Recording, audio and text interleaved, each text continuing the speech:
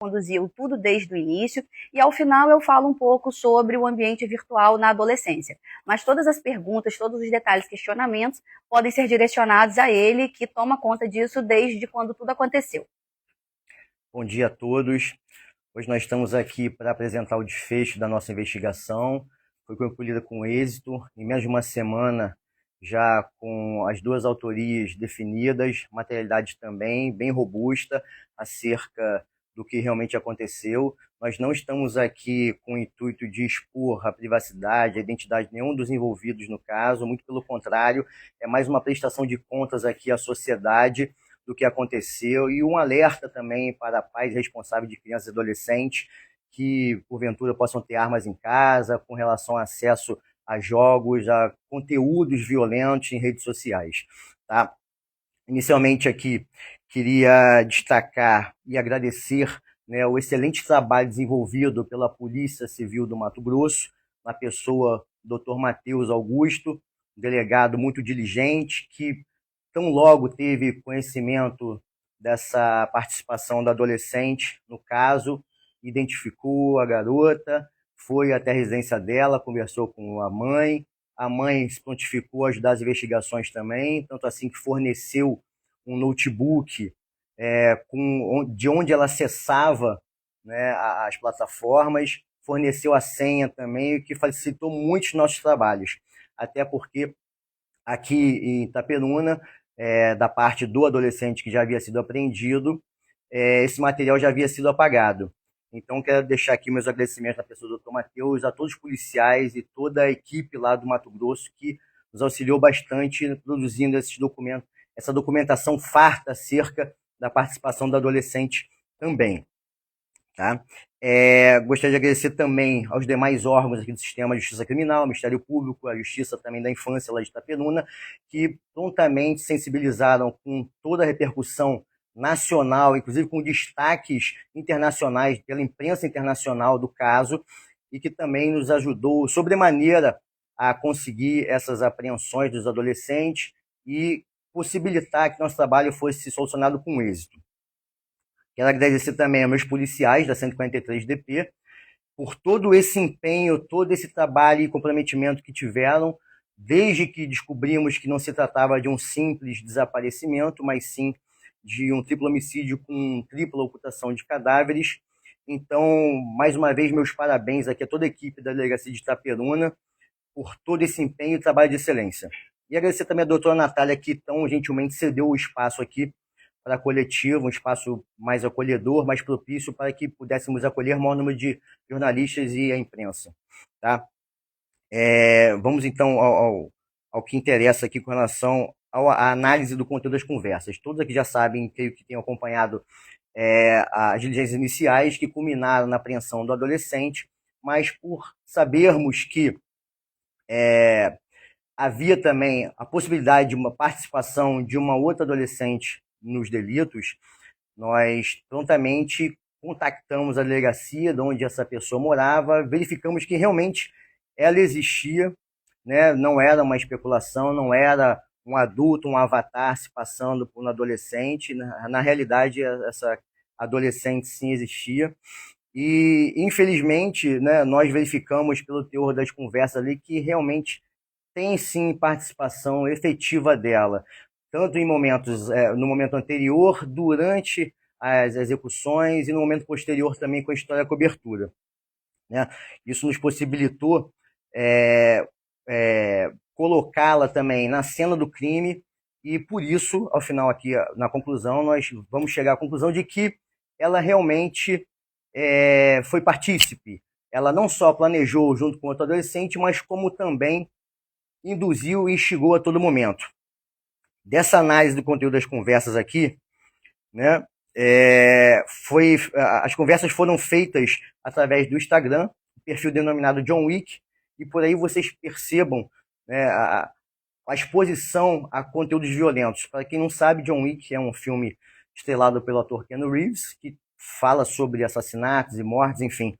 Então, pelo nome do perfil utilizado por ela para conversar com esse adolescente, todos já percebem, né, a barbaridade do fato em si. Tá? Então, aqui, pelo conteúdo das conversas, nós conseguimos demonstrar inequivocamente tanto a cogitação, a premeditação, os atos preparatórios, o planejamento em si, bem como os atos executórios propriamente ditos. E a história de cobertura também, para que não fossem descobertos após a consumação dos delitos. Com relação à premeditação aqui, ao planejamento, o que nós conseguimos levantar ali das conversas?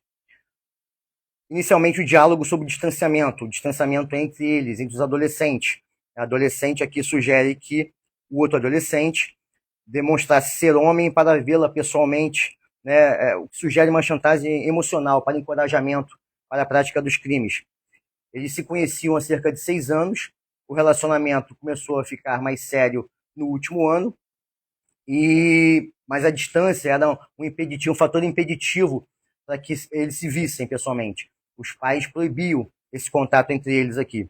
Houve também um ultimato acerca do término do relacionamento, caso não se encontrassem pessoalmente. Ultimato esse dado pela própria adolescente. O que reforça aqui a chantagem, e também verificamos conversas sobre obter dinheiro para que ele viajasse. Também foram verificadas conversas sobre métodos de matar, se com arma de fogo, por disparos, né, ou facadas, e qual seria a ordem dessas mortes.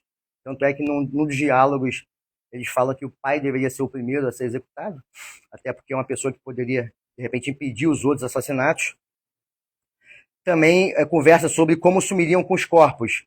Conversa acerca de esconder em local distante, a utilização de cães farejadores pela polícia, sobre picar os cadáveres, queimar e até mesmo dar para porcos comerem, numa demonstração de total menosprezo pela vida humana dos familiares do adolescente. Como também, conversas também de como deixar o irmão caçula longe no dia dos crimes para não ver o ocorrido. Né? Inicialmente, a adolescente ela não queria que matasse o irmão caçula, mas, segundo o relato do próprio adolescente, foi uma decisão que partiu dele no momento ali do cometimento dos crimes. Vimos também um diálogo sobre como antecipar os assassinatos planejados, tendo em vista que o pai do adolescente embarcaria em determinada data, então ele, preocupado com isso, ele queria antecipar essas mortes, tá? Que denota o planejamento todo aí pela dupla, né? Frustração do adolescente em razão do pai não ter que embarcar, lamentando o não recebimento do adicional de embarque, ou seja, que o pai costumava receber por não ter embarcado, e estava preocupado com isso também. O que indica a dupla motivação. Como eu falei inicialmente para vocês aí, nós tínhamos também a ganância, né? O fato de querer obter dinheiro. Aqui a primeira motivação, como eu falei, descontentamento com os pais por não ser autorizado a viajar, e a ganância. Até porque nós vimos conversas acerca da venda do carro da família por cerca de R$60 mil e R$300 mil no valor da casa. Pretendia vender. A ansiedade para matar a família, a quem se refere como seres, entre aspas, seres nojentos, informando não ter afeto por eles e que matá-los seria questão de tempo. Isso tudo é fase de planejamento, tá, gente? Só para dizer que essas conversas todas, né, foram em comum acordo entre ambos. O adolescente espera que no dia combinado os pais deixassem com bastante raiva para aumentar a disposição em matá-los. E conversas também sobre os personagens Andrew, ou Andy, e Ashley, Lily, do jogo de terror psicológico The Coffin of Andy and Lily, com os quais se identificavam. Esse jogo, segundo o relato do adolescente, teria sido apresentado por ele, pela outra adolescente, e eles passaram a comentar sobre o jogo. Eles não jogaram esse jogo, mas viram em plataformas, redes sociais como o YouTube, como eram os personagens, como era a vida desses personagens, e se identificavam com esses personagens. Esse jogo, pelo que eu pesquisei no Wikipedia, é um jogo que havia sido já banido, proibido na Austrália, mas que depois voltou, foi reclassificado com 18 mais, né, para pessoas acima de 18 anos.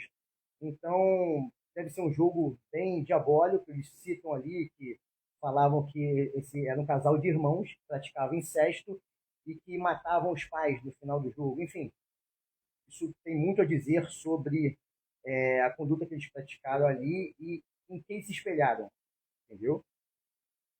Vimos também, que é bastante grave, a conversa entre eles de um outro possível perfil utilizado pelo adolescente, o que sugere conversas do mesmo tipo com outros adolescentes ou pessoas na internet. Mas, posteriormente, no notebook enviado pela Polícia do Mato Grosso, tão logo chegue até nós, ele será encaminhado para uma análise minuciosa por um agente da DECAV. O Dr. Cristiano Maia, titular da DECAV, já se prontificou a disponibilizar equipes de buscas eletrônicas, inclusive com esse agente que hoje atua no Ministério da Justiça, no Cyberlab, para saber se tem algum outro tipo de conversa que possa ser recuperada, se algum outro tipo de planejamento do tipo, enfim, isso será analisado posteriormente, né, pelo pessoal da DECAV, tá? Vamos partir agora para a parte da execução, propriamente dita. Vimos ali uma conversa sobre adolescente estar com a arma de fogo do pai debaixo do seu travesseiro, poucos minutos antes, né, momentos antes de atirar contra seus familiares. Vimos também um diálogo acerca de puxar o cão do revólver para trás e apertar o gatilho com a arma na cabeça do pai, para em seguida executar a mãe e o irmão nessa sequência. Foi inclusive a sequência que ele nos relatou no depoimento, né? Matou primeiro o pai, depois a mãe e o irmão, tanto que os laudos de necrópsia realmente indicaram um disparo em cada crânio de cada vítima. Vimos também, perdão, reclamação da adolescente sobre o adolescente estar online e não acompanhar as mensagens. Significava ali uma angústia, uma ansiedade dela em saber o que estava acontecendo. E o que indica também a intensa manipulação dela exercida sobre ele, bem como o sadismo da adolescente. Indicação do adolescente de que seus pais estariam roncando após terem ingerido por conta própria medicamento para dormirem. E aqui denota-se já o início dos atos executórios, verificou que realmente os pais estavam impossibilitados de aplicar qualquer tipo de defesa. O adolescente diz ter envolvido a arma de fogo com uma fronha para não deixar digitais, e a adolescente sugere colocar a arma na mão do irmão caçula para fixar digitais do irmãozinho na arma. Em seguida, há uma postagem de foto da família morta na cama logo após os disparos. Sugere a enorme frieza do atirador, que afirma ter tido muito sangue frio e feito por amor a outro adolescente. A adolescente diz ter sentido nojo ao ver os corpos e informa a necessidade de utilização de luvas para tocar nos cadáveres. O adolescente diz não ter luvas e queria improvisar. Falam também sobre a necessidade de limpeza no local e sumiço dos corpos, jogando-os na cisterna da própria casa. E isso tudo indica a intensa participação da adolescente em todos os crimes. No momento posterior aos crimes, já a conversa acerca de ser bem convincente o suposto desaparecimento dos pais. Também a sugestão de extrair combustível no centro de Itaperuna. Então, até que um veículo do tipo Uber viesse para socorrer essa criança, demandaria muito tempo. Seria muito mais fácil pegar o próprio carro e levar para o hospital para socorrer. Então, até nisso eles pensaram, para vocês verem a sordidez. O apagamento das mensagens pelo adolescente e sobrepassar os aplicativos de bancos para outro celular, para depois se desfazer dos aparelhos dos pais, porque ele não conseguiu ter nossas equipes prontamente lá no dia que os corpos foram encontrados, encontrar os telefones dos pais, né, dentro da bolsa de viagem que ele já havia arrumado para fugir. Há também, pasmem, sugestão de matar a avó testemunha, fato que foi abortado para que não ficasse estranho ter mais toda a família sendo morta. Em sequência, então, abortaram essa ideia no momento ali da conversa. Há também o diálogo em que a adolescente diz ter achado que o adolescente não conseguiria praticar os crimes, tendo ele dito que ela o motivou e que faria tudo o que ela quisesse. Demonstra total submissão à namorada. Consta também o plano de ir morar no Mato Grosso e sobre como não ter conseguido sacar a quantia do FGTS da conta do pai. Verificamos uma foto em que mostra o saldo dessa conta de R$ 33.611,76. E fala da adolescente sobre namorar um assassino, dizendo que agora só faltaria, chocante agora, tá, gente? Só faltaria matar a própria mãe dela. A adolescente pergunta se o namorado iria encontrá-la e se levaria consigo a arma utilizada no crime contra seus familiares. A conclusão a que nós chegamos aqui com relação ao caso é que ambos os adolescentes devem ser responsabilizados, tanto pelos 3 homicídios praticados, bem como pelas 3 ocultações de cadáveres ocorridas na sequência, em razão de ambos atuarem no planejamento dos crimes, bem como na execução, o adolescente como executor direto e adolescente como partícipe, induzindo e instigando a todo momento. Ponto-chave aqui do nossos trabalhos, foi evitar novas tragédias, tendo em vista a possibilidade de adolescentes ter utilizado outros perfis para se comunicar com outras pessoas, bem como o plano de assassinar a própria mãe dela. Então, fica aqui um alerta para pais responsáveis de crianças e adolescentes, né? Principalmente aqueles que têm armas de fogo em casa. Muito cuidado na missão de cautela desse armamento. Tá? Uma atenção também deve ser dada com relação ao distanciamento atual entre pais e filhos, que podem desencadear todo esse tipo de violência, né? E culminar com essa tragédia que nós presenciamos agora na investigação. E também prestar bastante atenção no acesso inadequado a conteúdo violento, seja por vídeos, filmes, jogos. Fica aqui esse alerta para todos os pais aqui do país, do mundo todo, na verdade, né? Para que possamos evitar esse tipo de tragédia familiar. Ao longo da minha vida profissional, por óbvio, já me deparei com vários casos chocantes, impactantes, mas, sinceramente, como esse aqui, realmente foi a primeira vez. Eu estou com 23 anos de idade policial, já trabalhei em diversas unidades do Estado, inclusive já fui policial civil em Brasília também, na Polícia Civil de Brasília. E esse caso realmente nos choca, nos impacta bastante por causa da crueldade, da brutalidade e todos os pormenores que nós apuramos no decorrer das investigações aqui, né? Então, essa coletiva, além de mostrar realmente farto material probatório da participação de ambos nos crimes, né, é mais para realmente alertar a sociedade, uma prestação de contas nossa aqui da Polícia Civil do Mato Grosso, do sistema todo de justiça criminal, para que esse tipo de coisa não aconteça mais. Nós, assim como vocês, estamos também extremamente chocados, extremamente abalados por tudo que aconteceu, mas nessa hora nós somos técnicos e procuramos ser o mais profissionais possível para que consigamos trabalhar com afinco, com excelência e trazer, em menos de uma semana, o desfecho desse caso. Tá bom? Vou passar um pouquinho a palavra à doutora Natália e depois vou abrir a perguntas para todos. Muito obrigado. Doutor Carlos, enquanto você falava aqui, nem eu sabia de todos esses detalhes, né? Então, feita essa explanação desse caso concreto pelo meu colega, doutor Carlos, responsável, eu gostaria de acrescentar que o ambiente virtual, ele dá palco à violência, ele favorece a violência, porque ele normaliza essa violência. Vide o nosso emprego de delegado, o de vocês, de jornalistas. Nós estamos acostumados com roubo, com homicídio. Vocês que fazem a cobertura também não estão acostumados com crime, porque noticiam e dão cobertura aos crimes o tempo inteiro. Então, esses jovens, esses jogos de violência, como ele falou, eles fazem a mesma coisa.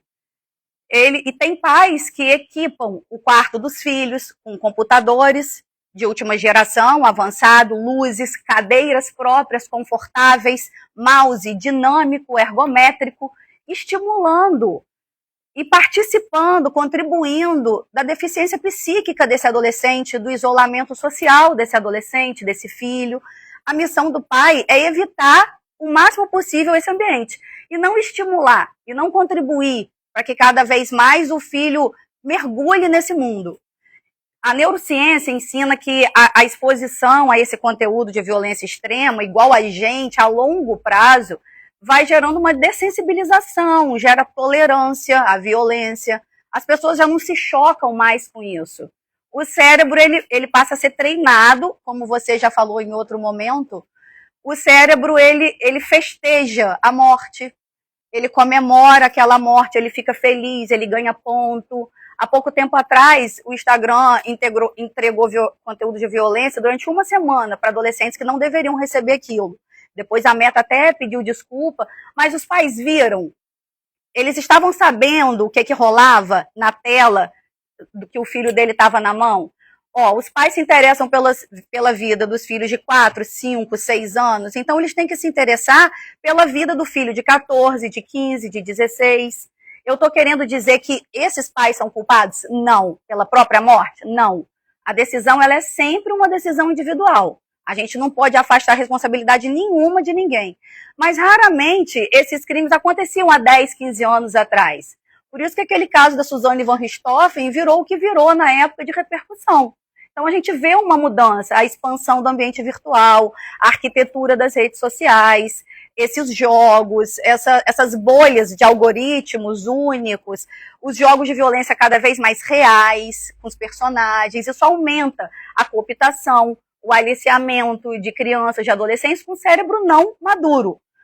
A gente nunca vai saber o quanto que esse ambiente contribuiu, né, para tudo que aconteceu percentualmente, quanto que colaborou. Mas a gente sabe que esse menino estava há 6 anos se relacionando com essa menina, que os pais não estavam fiscalizando essa conversa que ele falou, nem sabia se essa menina existia, porque nesse caso ela existia e está presa, apreendida. Podia ser um bandido, um traficante de pessoas, um traficante de órgãos, poderia ser qualquer coisa. Então, há pouco tempo, você falou da Austrália, tivemos uma lei na Austrália que...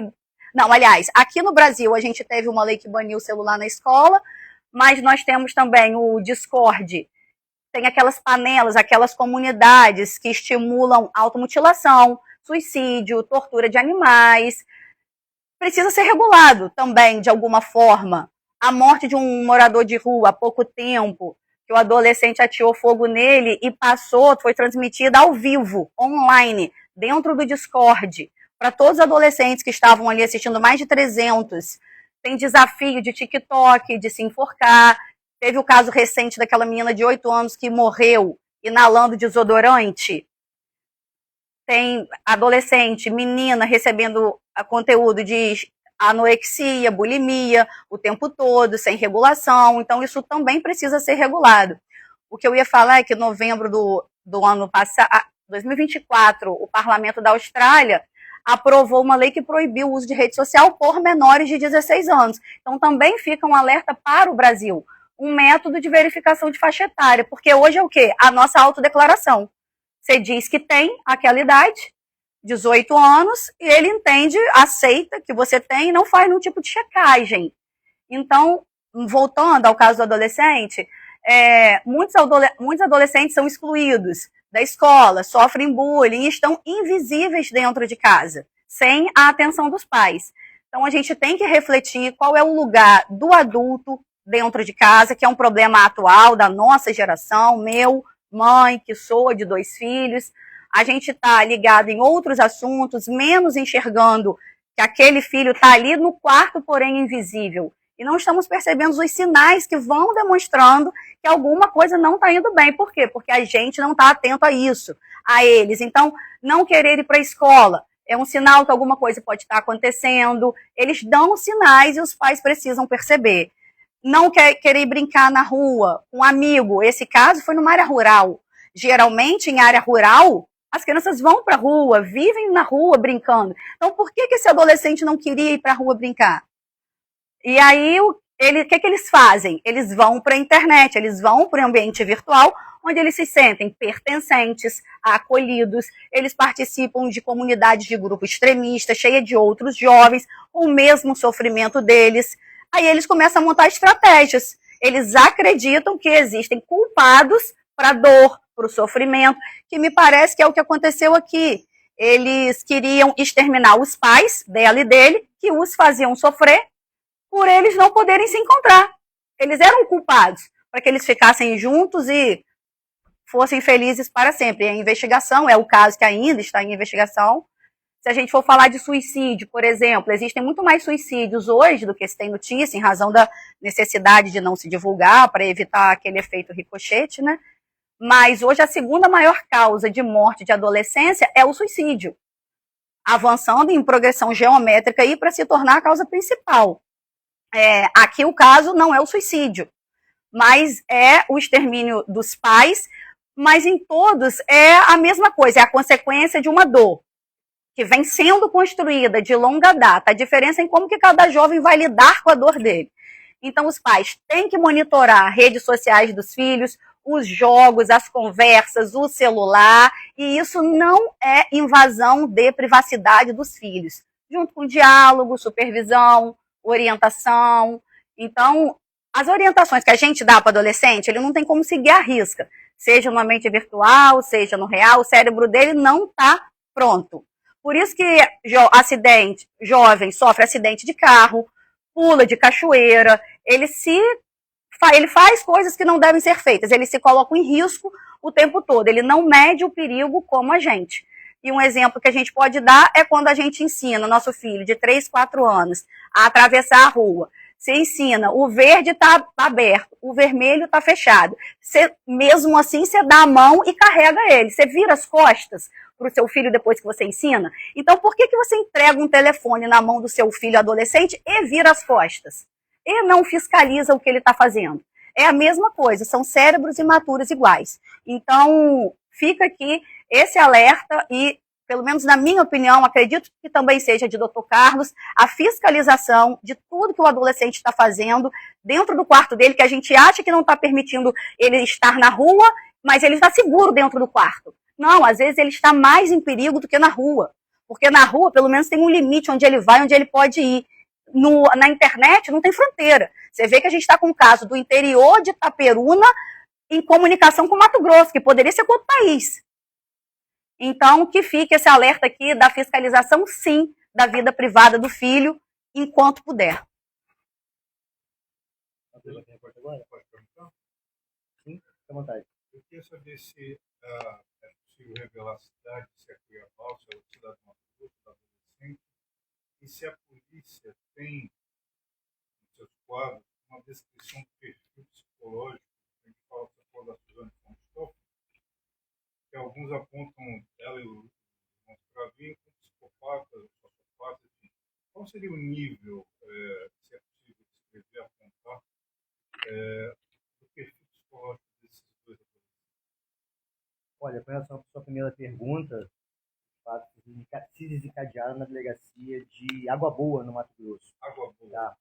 Agora, com relação ao perfil, a investigação, né, ela pode sugerir isso aí, mas nós não somos profissionais de psicologia e esses estudos serão feitos a posteriori, por ocasião do processo que vai se desenvolver na vara da infância. Então, realmente, esses estudos, sim, vão ser desenvolvidos por uma equipe multidisciplinar, acredito eu, para traçar esse perfil, né, sociológico, psicológico dos adolescentes, para até subsidiar o julgador depois no deslinde, né, do processo infracional.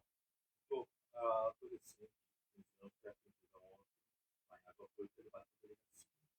E aí, ela vai ser levada para a instituição, qual vai ser o destino dela? Em função da mesma forma que aqui com qualquer adolescente apreendido. Só que, pelo Estatuto da Criança e Adolescente, essa apreensão deve se dar lá no local onde ela mora, lá próximo do local onde ela mora, entendeu? Para facilitar essa ressocialização do adolescente. Então, que ele preconiza que adolescentes apreendidos, na medida do possível, devem ficar internados, se for o caso, no local mais próximo da sua residência, para facilitar o acesso aos pais. Mas a investigação seria passada para lá, para o grupo? Não, dela, a investigação é toda nossa. Entendeu? A Polícia Civil de lá auxiliou muito, né? Diga de passagem aqui, eles fizeram um trabalho de excelência lá, tomaram o depoimento dela, gravaram, transcreveram tudo, fizeram a questão do acesso lá para a autorização da mãe ao notebook, às mensagens, mas a investigação da competência, o crime que aconteceu em Itaperuna, é tudo para a da infância de Itaperuna. Fala do depoimento dela lá. Eu não posso dar detalhes do depoimento dela lá, entendeu? Até porque essas peculiaridades são do processo. Aqui a gente está falando só dos fatos da investigação em si. Tá? Ela iria para o centro de especialização lá no Mato Grosso. Ela não iria aqui para a região. A não ser que a juíza ou o juiz determine dessa forma, mas inicialmente, né, vai ser apreendido e fica permanecer lá. Eu gostaria de perguntar, na verdade, gostaria que você detalhasse de uma forma mais aprofundada por que esses adolescentes especularam em fazer com os corpos das vítimas. Você citou aí que em um dado momento eles chegaram a pensar em queimar esses corpos. Eu gostaria também, nessa linha de raciocínio, que você ressaltasse se em algum momento eles pensaram em praticar o ato de canibalismo dos corpos. Com relação a essa segunda pergunta, houve sim trechos que eles se referiram a canibalismo, a comer corpos, mas né, não sei se realmente com a intenção de fazer isso, não, ou brincando um com o outro ali. Mas realmente eles pensaram em diversas possibilidades, como foi narrado aqui, de fazer dos corpos, de modo que a polícia não os encontrasse. Mas no desespero ali, a gente sabe que não é fácil cometer crimes, né? A gente comete crime, o crime, via de regra, não existe crime perfeito, existe investigação mal feita e, na verdade, acho que por serem inexperientes nesse tipo de assunto, né, praticar crimes, se desesperaram e tentaram logo se desvencilhar dos corpos ali. A ideia do rapaz foi jogar na cisterna. Seria a situação mais fácil e adequada para ele. Até porque eram 3 corpos, né, até ele cavar uma cova, etc., de fazer aquilo ali, queimar. Até que ele tentou queimar algumas vestes que tinham mancha de sangue, não conseguiu também até o final. Então, foi muito dificultoso para eles. A cisterna foi a solução mais fácil que ele achou no momento ali. É legal, em relação que vai acontecer em situação de crime. Eles estão apreendidos, eles vão ser responsabilizados, julgados de que maneira. Existe uma expectativa de prisão, tempo, né, caso eles sejam julgados.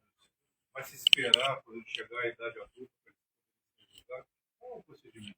Na realidade, são 2 adolescentes que estão apreendidos e a apreensão é provisória. Segundo o ECA, essa apreensão provisória dura um prazo de até 45 dias. Depois vai ser marcada uma audiência, deve estar até marcada, né, pelo juízo. E aí, com relação à internação definitiva, quem vai decidir é o juiz do caso. Entendeu? Não tem como falar o que vai acontecer. Mas, via de regra, pelo Estatuto da Criança e Adolescente, o prazo máximo de internação é de 3 anos, sendo reavaliado a cada espaço de tempo a ser definido pelo magistrado. Então, nós não sabemos exatamente qual vai ser o desfecho do processo, mas, pelo Estatuto da Criança e Adolescente, podem ficar apreendidos até máximo de 3 anos. Né? Atualmente, o rapaz está com 14 anos. Se ficar esse prazo máximo, pode sair ainda adolescente, né? O que é, assim, podendo ainda, inclusive, praticar outros crimes, outros atos infracionais, como adolescente, de novo ficar somente 3 anos. E a menina tem 15 anos, entendeu? Pode ser que ela saia já adulta, entendeu? Você quer essa pergunta? Sim, mas eu fico na dúvida se eles podem ir a um julgamento como um adulto futuramente, não, né? Não, não. Depois de 18 anos, essa vida pregressa é apagada.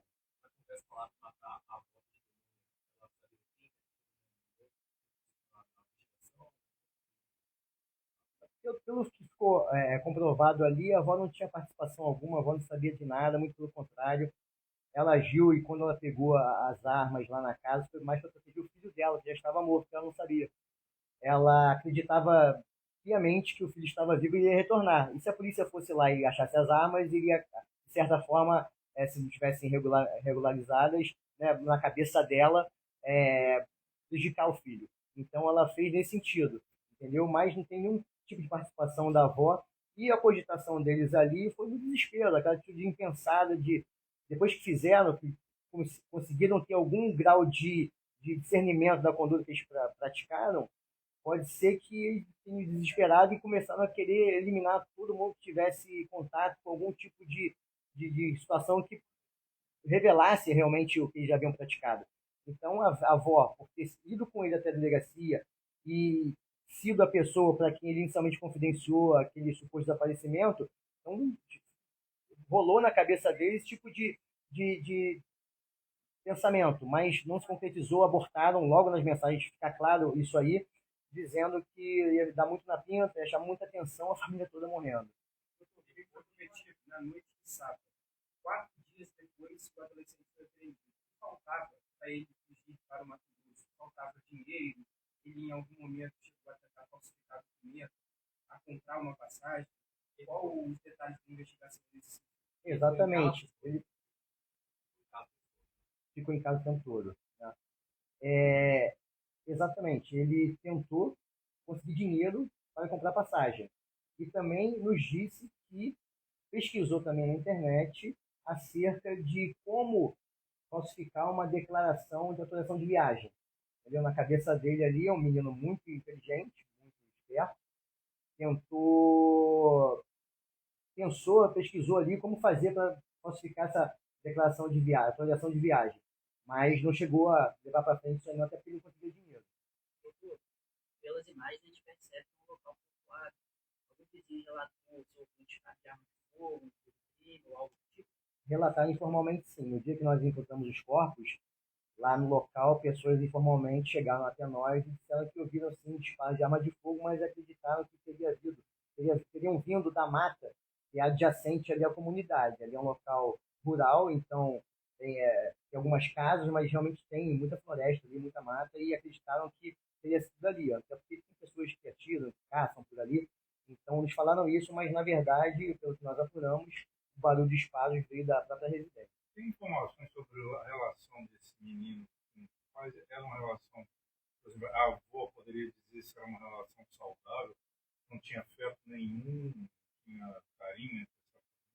De acordo com as testemunhas, a relação era a melhor possível. Era um menino educado, um menino inteligente, até mesmo introvertido. Para nós, ele nos relatou somente o descontentamento com relação à proibição de viajar para Mato Grosso e nos relatou também que não gostava muito quando o pai dele botava ele para lutar jiu-jitsu forçado, ele não curtia muito isso, entendeu? Mas todas as pessoas que falaram acerca do fato aí na comunidade ficaram chocadas justamente por isso, porque era um menino que não apresentava nenhum tipo de sinal de violência. Em algum momento eles demonstravam medo ou cogitaram que a polícia poderia descobrir o crime? Sim, no momento que eles pensavam em se desfazer dos corpos, sim. A maior preocupação dele é que a polícia chegasse à autoria dos crimes, chegasse aos corpos. Quando eles falam de cães farejadores, quem tem cães farejadores é a polícia, a guarda municipal, né? Falar em ocultação dos cadáveres, etc.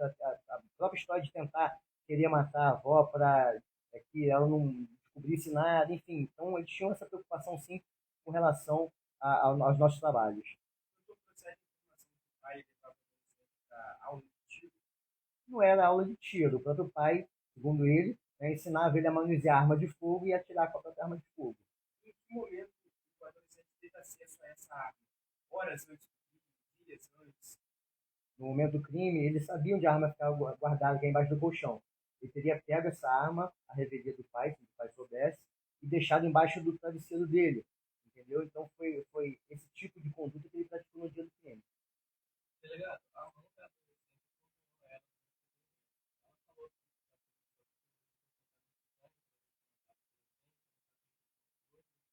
Na realidade, pelo que nós analisamos o depoimento dela, logo no início ela pede para que a mãe não participe do depoimento.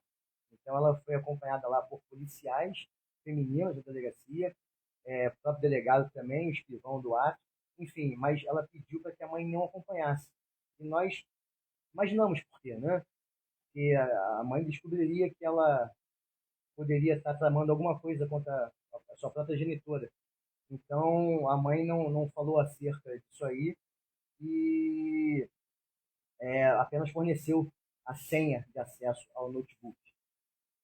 Eu acho que uma coisa que o Dr. Carlos pode falar é que lá ela negou tanto a ciência quanto a participação em tudo.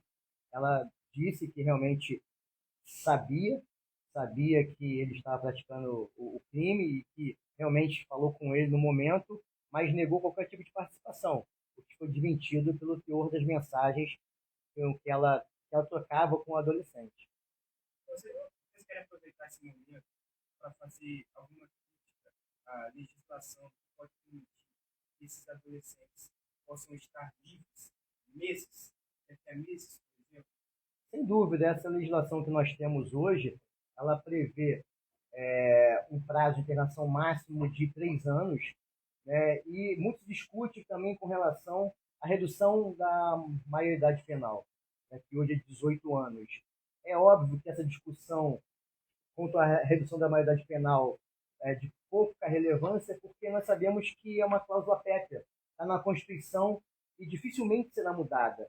Mas a gente pode ir pelo caminho inverso e justamente tentar fazer com que em delitos hediondos ou equiparados a hediondos, esse prazo de internação ele seja aumentado, entendeu? Então é uma sugestão aos parlamentares que realmente aumentem esse prazo de internação.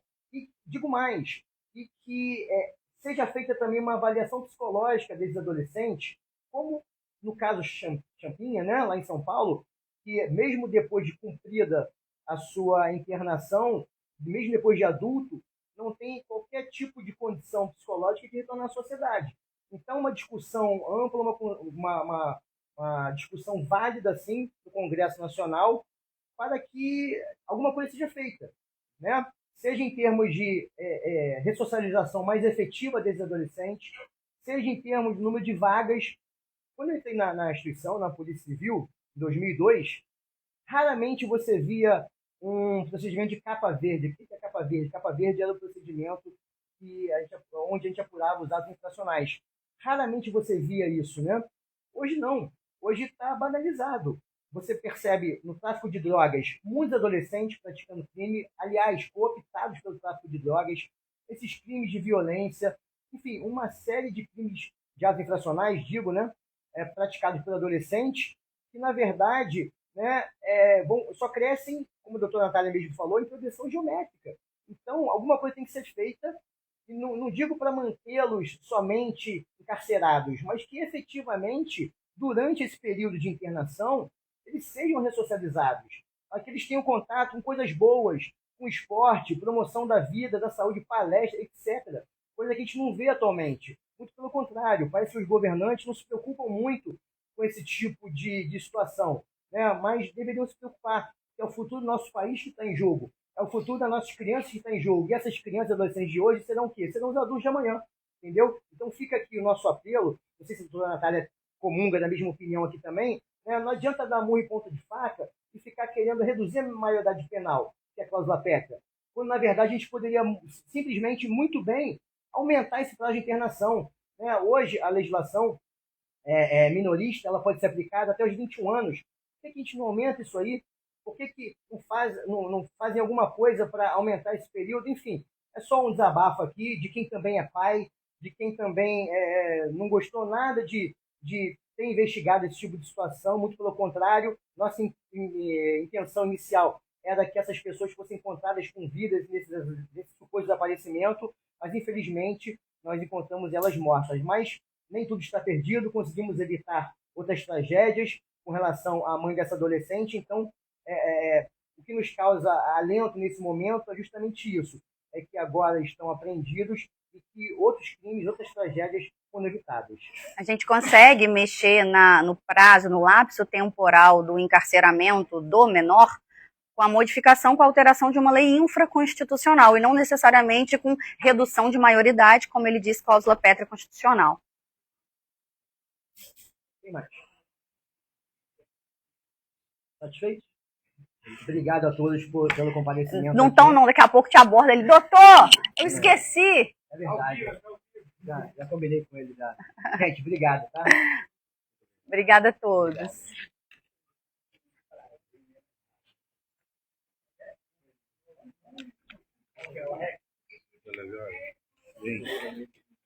Eu tenho um programa semanal lá na J3 News. Faz comigo, não.